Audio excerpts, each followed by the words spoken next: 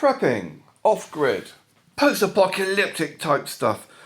There's not a lot of point in stockpiling toilet paper because toilet paper takes up a lot of space and it goes off, it rots. After about a year in its plastic bag, it will disintegrate into powder.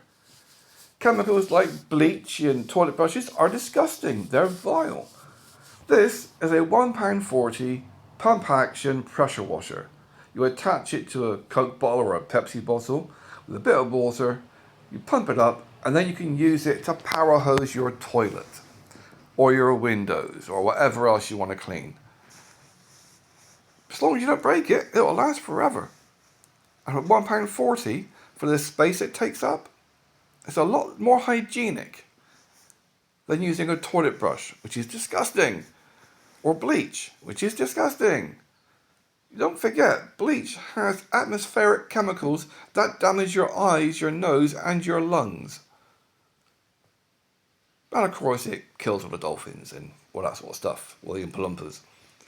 So, rather than using a toilet brush and bleach, why not get yourself a little power washer? £1.40. Power hose your toilet. Of course, if you're a bloke, you just stand there and piss on it.